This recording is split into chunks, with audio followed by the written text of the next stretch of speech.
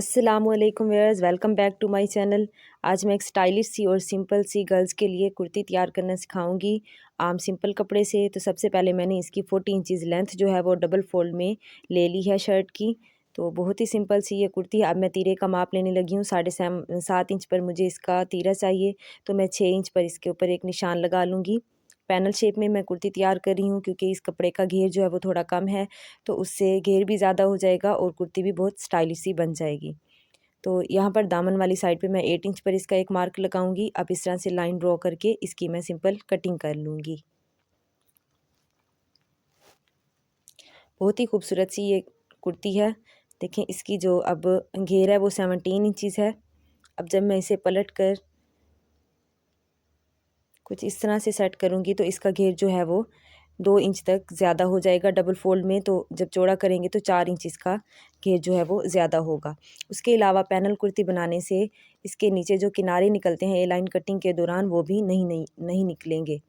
अब मैंने 7.5 इंच पर तीरे का और आर्म होल का सेम निशान लगा लिया है। अब इसके ऊपर मैं कंधे की गुलाई की निशान लगा लूँगी। इसके बाद मैं चेस्ट का निशान लगा लूँगी 10 इंचज़ पर। अब 14 इंचज़ पर मैंने एक और निशान लगाया। इसके ऊपर मैंने फिटिंग की जो वेस्ट का नाप है उसका निशान लगाया।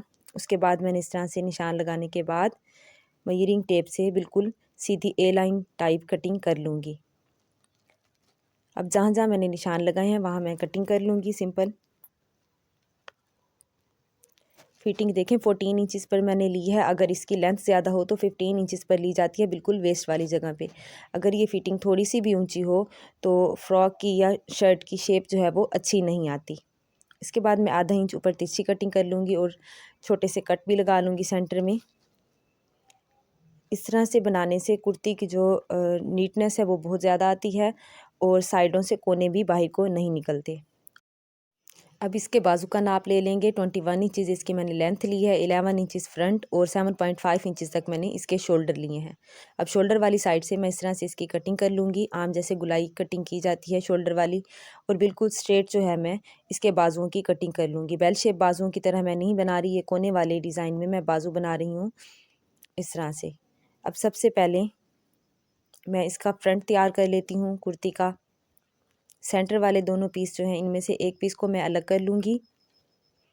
इसके ऊपर देखें, मैंने लेडीज़ बटन लगाने हैं और कुछ नहीं अटैच करना और हल्की सी इसके ऊपर डिज़ाइनिंग करनी है। तो 8 इंचज़ तक जो है वो ये पट्टी बन रही है जहाँ पर मैंने बटन अटैच करनी है। तो 1 इंच चौड़ी 8 इंच लंबाई में मैंने एक पट्टी काटी है। उसके बाद मैं अब इसके गले की कटिंग कर लूँगी। तो ये पेपर चिप्स के मैं 3 इंचज़ तक मैं विथ का निशान लगाऊंगी और 5 इंचज़ तक डीप जो है मैं गले का निशान लगा लूँगी। अब इसके ऊपर सिंपल मैं हल्की सी गुलाई कर लूँगी। अब जहाँ गुलाई की है वहाँ इसकी कटिंग कर लूँगी।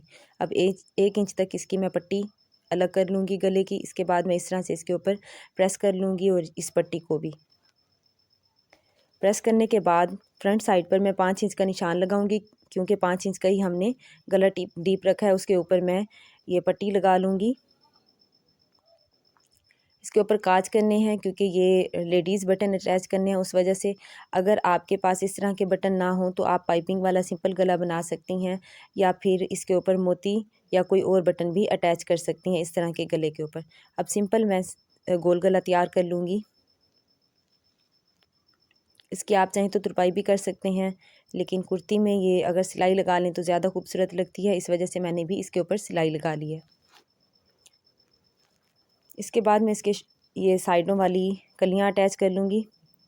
कलियां अटैच करने के बाद फ्रंट साइड की मैं आर्म होल की कटिंग कर लूँगी 1 इंच तक गहराई में इस तरह से। इसके बाद अब मैं इसके तीरे अटैच कर लूँगी।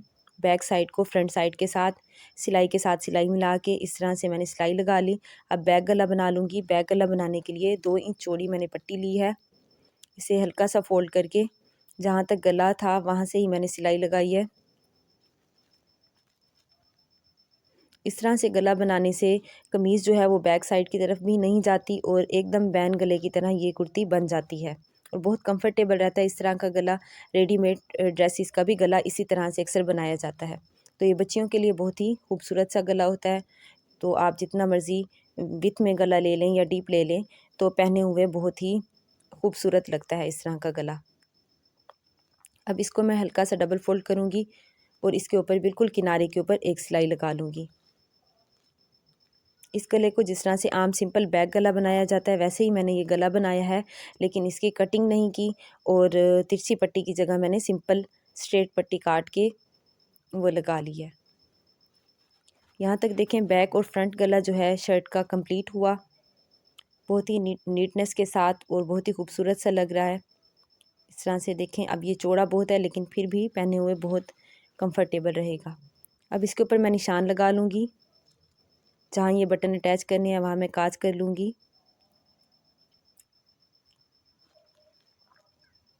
बहुत ही सिंपल सा डिज़ाइन है, आसान है बनाने में भी और बाजुओं का भी बहुत ही खूबसूरत सा डिज़ाइन है जो मैं तैयार करने लगी हूँ। इस तरह से देखें बाजुओं के जोड़ मैंने लगा लिए हैं। जोड़ लगाने के बाद इस तरह से मैं छोटे छोटे कट लगा लूँगी पूरे बाजू के ऊपर, तो ये बहुत ही खूबसूरत लगेंगे जब इनको प्रेस कर लेंगे उसके बाद। अभी मैं इनको प्रेस करके इसकी लुक दिखाती हूँ। इसके बाद देखें मैं ये पेपर चिप्स के ऊपर इस तरह से सर्कल बना लूँगी कट वर्क बनाने के लिए। आपको जिस मर्ज़ी साइज़ में इसके सर्कल बनाने हों तो आप कोई भी चीज़ यूज़ कर सकती हैं, किसी चीज़ का ढक्कन भी यूज़ कर सकती हैं। तो ढक्कन से थोड़े छोटे बन रहे थे तो इस वजह से मैं यहाँ पर इस तरह से कट बना लूँगी। जहाँ ये सारे कट मिल रहे हैं वहाँ पर एक लाइन ड्रॉ करके फिर मेजरिंग टेप की दूसरी तरफ भी लाइन ड्रॉ कर लूँगी। तो ये 1.5 इंचज़ चौड़ी पट्टी काट लूँगी, दामन के लिए भी और बाजुओं के लिए भी। इस तरह से इनको प्रेस करूँगी फ्रंट बैक दामन पर और बाजुओं पर। अब इस तरह से बिल्कुल किनारे के ऊपर बुकरम के मैंने एक सिलाई लगा ली है। इसके बाद सेंटर में कट लगाऊंगी, एहतियात से कट लगानी है ताकि धागा ना कटे। अब इस तरह से कट लगाने के बाद इसे मैं पलट के सीधा कर लूँगी। सीधा करने के बाद नीचे से हल्का सा फोल्ड करती जाऊँगी और इसके ऊपर एक सिलाई लगा लूँगी। तो देखें कितने ही खूबसूरती के साथ बाजू और फ्रंट बैक जो है वो मैंने रेडी कर ली है। अब बाजुओं की मैं हल्की सी कटिंग कर लूँगी, कोनी से लेकर नीचे तक बिल्कुल इस शेप में। बेल शेप बाजुओं की थोड़ी नीचे कटिंग की जाती है, तो इनकी मैं थोड़ी सी जो है वो ज़्यादा कर रही हूँ कटिंग। देखें यहाँ तक सिंपल है कोनी तक और नीचे मैंने तिरछी कटिंग कर ली है। अब जहाँ मैंने निशान लगाए थे वहाँ मैं चाक बना लूँगी। छोटा सा मैंने कट लगाया, चेक कर लेते हैं कि बटन के हिसाब से सही है। थोड़ा सा ये छोटा है तो हम इसे बड़ा कर लेंगे इस तरह से। अब मैं इसके ऊपर काज बना लूँगी।